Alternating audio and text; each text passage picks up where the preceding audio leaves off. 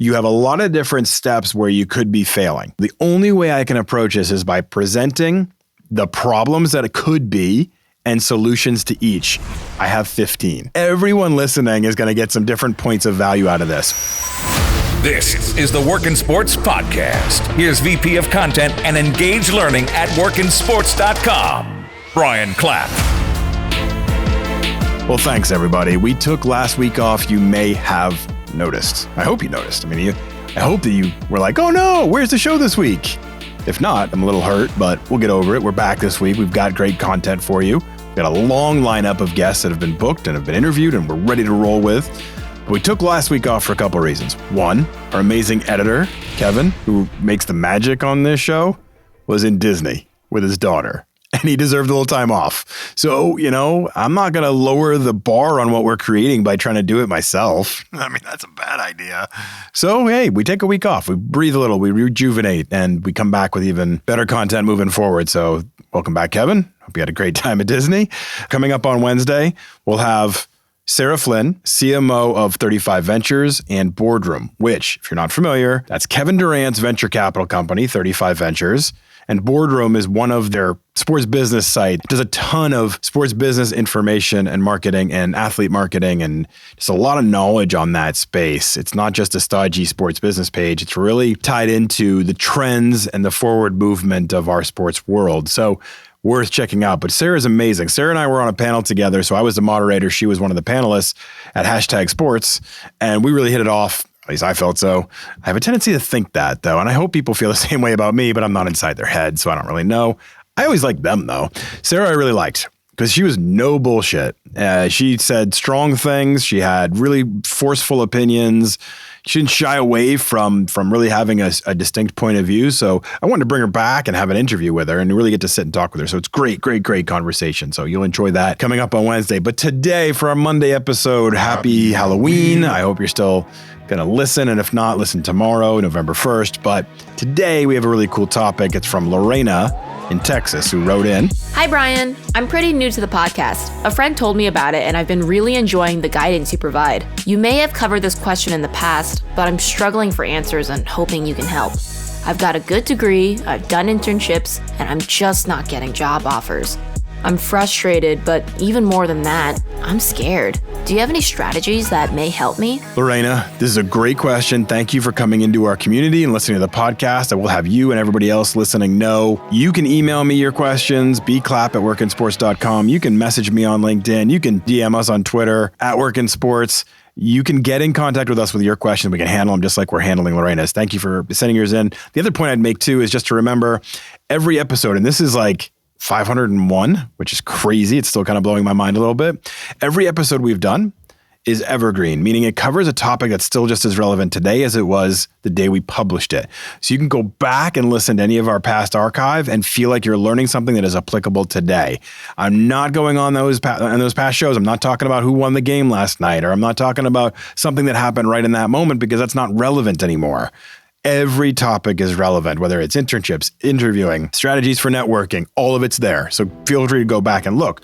I will say, I think this is a really good topic. I like to bring back fundamental conversations often because they're so important. So let's dig into this.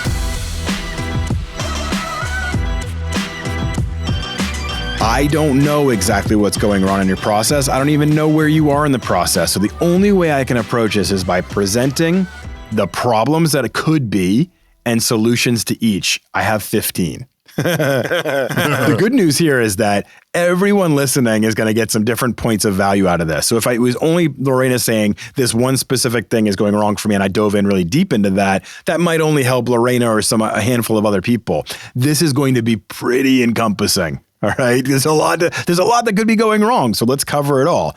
Now, the way it's going to be organized is based on the hiring pipeline.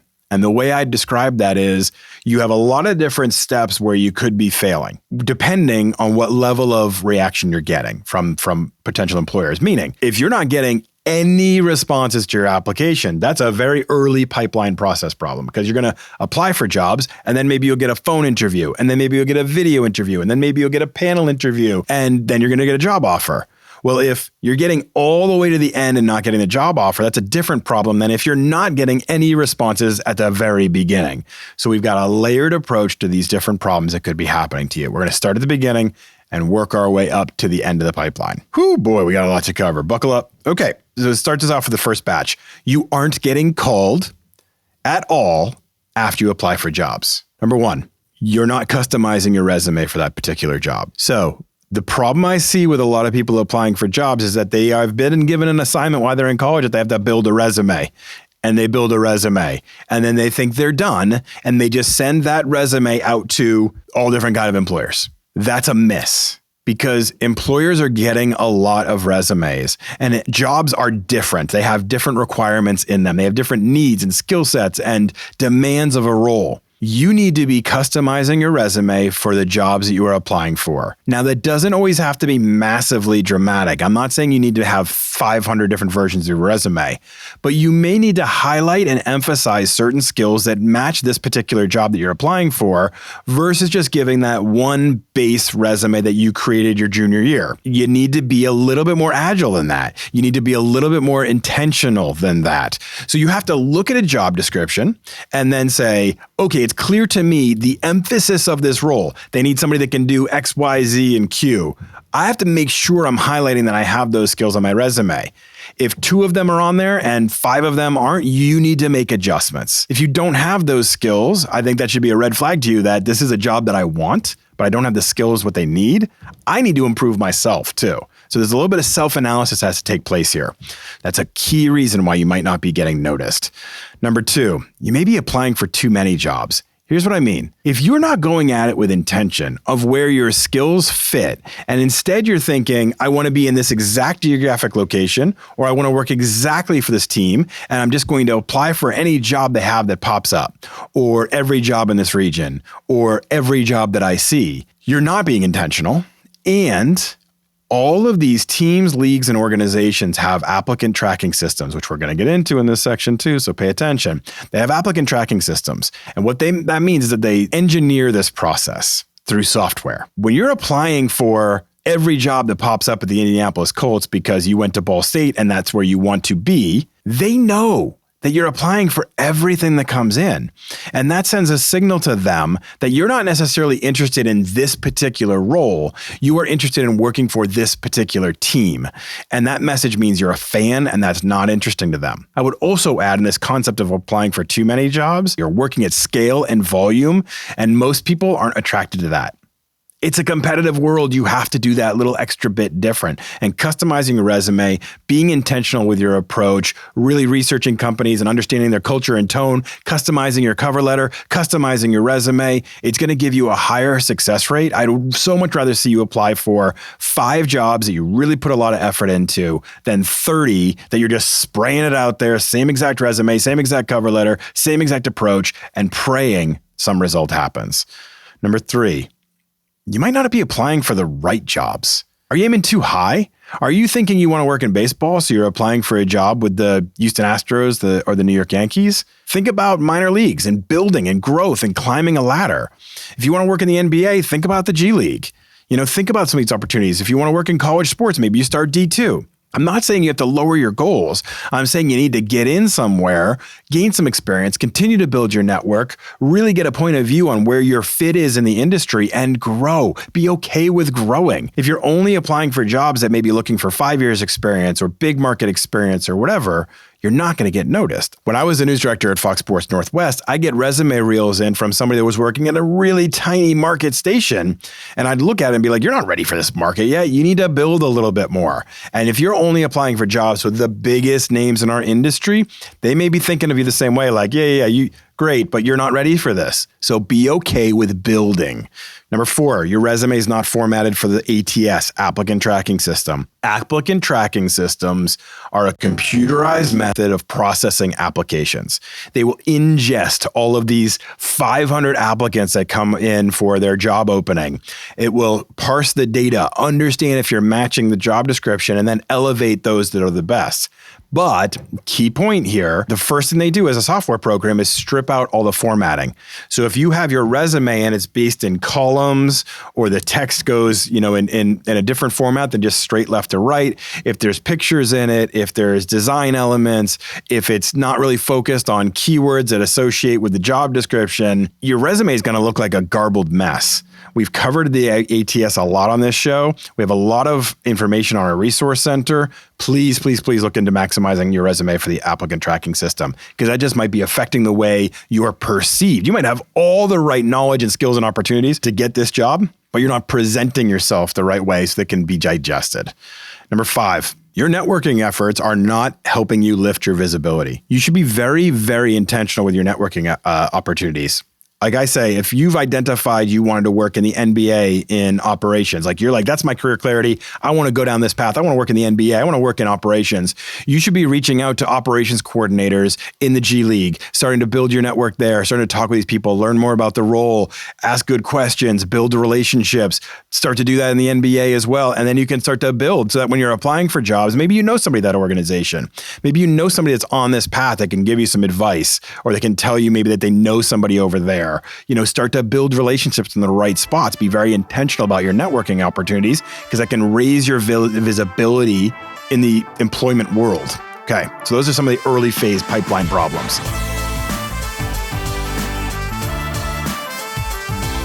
So now let's pretend that you're getting initial phone calls or virtual interview requests, but then you're not progressing any further after that.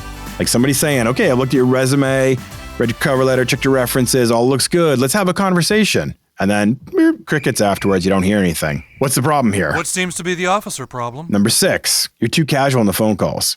A lot of times people interpret, because they'll get an outreach from HR and it will say like, hey, I just want to have a quick chat with you about this role and blah, blah, blah. And you hear HR person, not hiring manager, HR representative, chat, things like that. And your signal goes to, this is casual.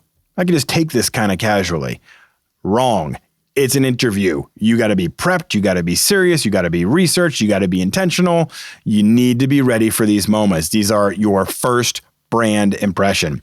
I tell you all the time that your brand is getting established in every conversation, in every email, and every outreach. All of that is your personal brand. You have to take it seriously. If you get an opportunity like this, do not be too casual.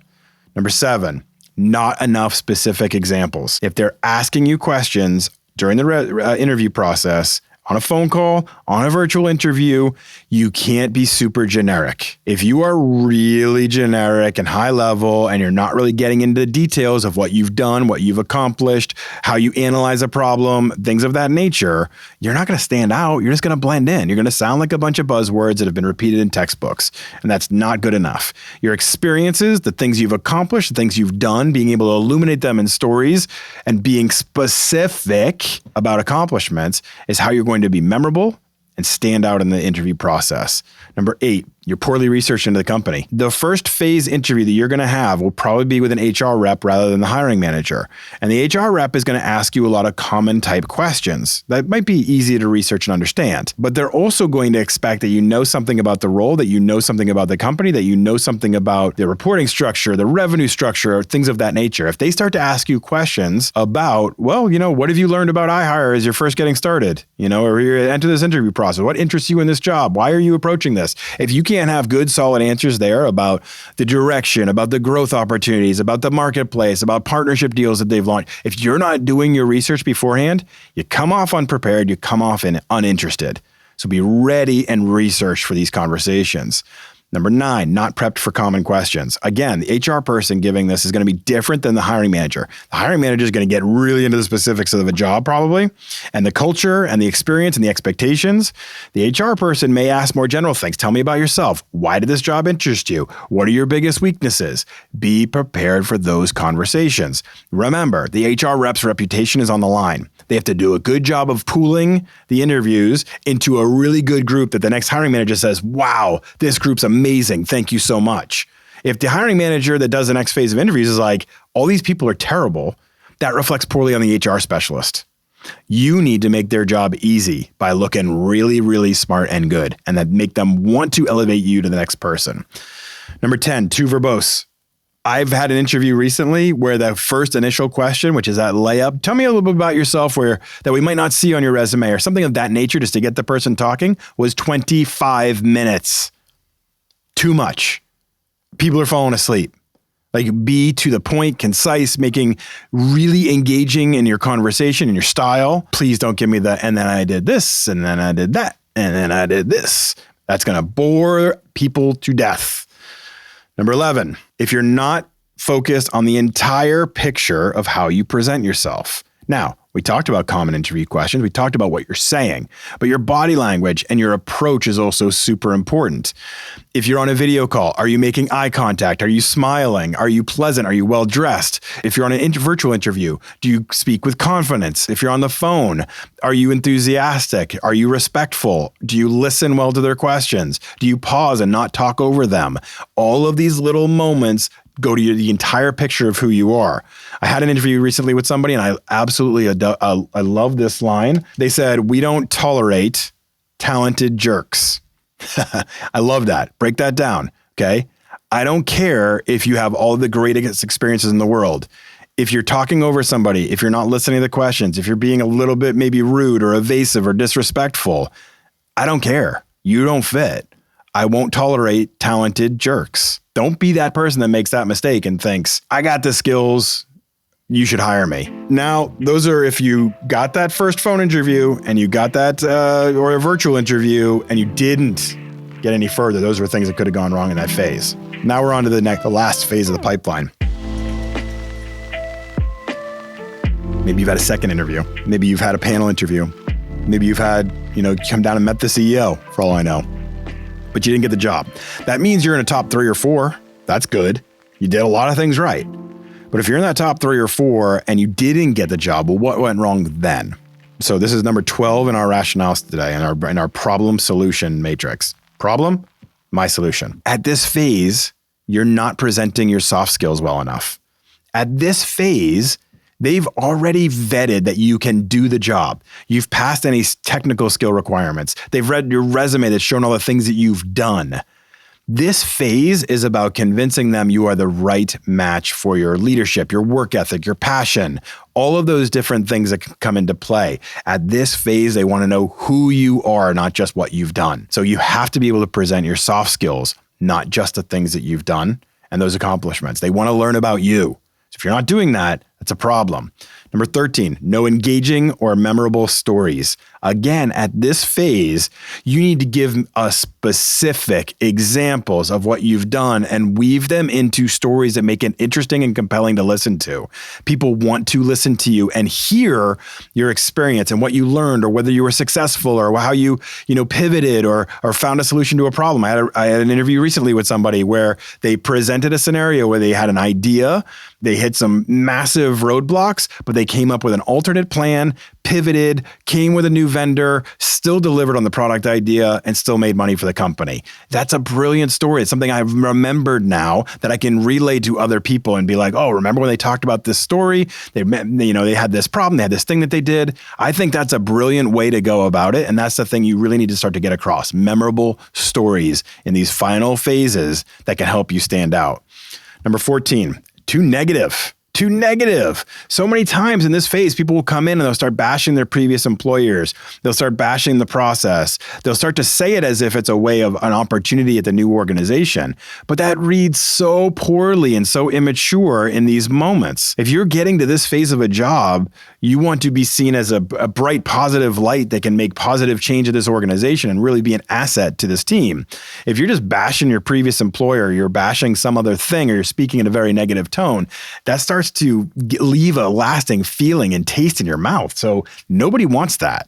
So don't be too negative. I'm not saying you have to be sunny side up, everything's perfect and wonderful and everything's unicorns and ponies, but having some of that balance and not being too overly negative. But even if you have negative points to make, you have to talk about how you overcame them or how you worked with this problem to get us past it. Just think about solution-oriented answers, not complaining, not blaming, solutions. And the final one I'll give is at this phase of the interview process and of getting a job, You can't be evasive. If somebody's asking you a question and you speak in generalities, or you speak without specific examples, or you kind of lean the question in a different way rather than answering it like Bill Belichick would do if you asked him who's starting, whether it was Mac Jones or Bailey Zappi. We'll see how it goes here today. Is that something that would be... Look, we're not doing anything here. We're going to go out and we're going to see how it goes today. All right? What would you decide? It will see how it goes today. But what do you have to do with that? We'll see how it goes today. You can't be evasive. You can't be like a coach. Coaches don't want to give out the information. You need to. So you have to be specific rather than evasive. If they ask a question, answer it to the best of your ability. And if sometimes you have to be like, that's not somewhere I have a lot of experience, but it is something that interests me and I'd like to grow in that area, that's a better answer than just trying to push the question in a direction that suits you better. So don't be evasive, be honest. We'll see how it goes today. That's 15 different things. So that should be enough for you to get through right now, Lorena, and everybody listening who fits into this in different places. But remember this, as an interviewer, we are trying to reduce the unknown. We don't know you. We've never seen you work. So what are we trying to do? We're trying to learn as much as we can from you. We want to talk to people that you've worked with before, references. We want to see the companies you've worked for before and know like what the progress was there. We want to know about your personality and how you handle certain questions, even when sometimes put into difficult situations. We're trying to reduce the unknown because we're going to make a commitment to you. We're going to bring you into our environment and our expectations, into our growth plans. And if we bring you in, are you going to raise the bar, keep it where it is, or bring it down? We don't know. We're taking a leap of faith. So the more that you can provide that clears up the unknown, the better off you are and the more confident you are. And remember, at every step of this phase, whether it's early, you're applying for jobs, middle, you've had some interviews and you're not making the next phase, or the end, you've gotten to the end and not gotten the job. In every one of those moments, somebody on the employer side is in charge of elevating you. They've looked through resumes and they said, this person's ready for a phone call. They've gone through phone calls and said, this person's ready for a next interview. Or they've gone through a next interview and said, this person's ready for a job. Every one of those times, they're bringing it to somebody else. They have to feel confident that they are going to be represented well by you. If I go to my boss tomorrow and say, I think this is the right person, that puts me in a vulnerable spot. I have to feel supremely comfortable that you are the right person. So if you're evasive, if you're not really answering questions specifically, that gives me doubt. That gives me unknown. And that makes me fearful to say, that's the one, let's go with them. So it's your job to make the unknown go away. Present yourself fully, completely, transparently, give specifics. And in that early phase stuff, make sure you are answering the questions of need. They're saying in the job description, we need these things. You have to present that you have those things. If you're not doing that, you're not even getting into that first phase. So Lorena, a lot of information here. I know I'm talking a lot. I get excited. These are good topics. These are going to be helpful to a lot of people, and that energizes me. So please continue to listen, Lorena. Continue to learn. Everybody else, if you have questions on any of this, reach out to me. Let's continue these conversations because this is how we grow. Thanks for listening, everybody. Please rate, review, subscribe. Listen to Sarah Flynn coming up on Wednesday. Great interview. And I'll see you all soon.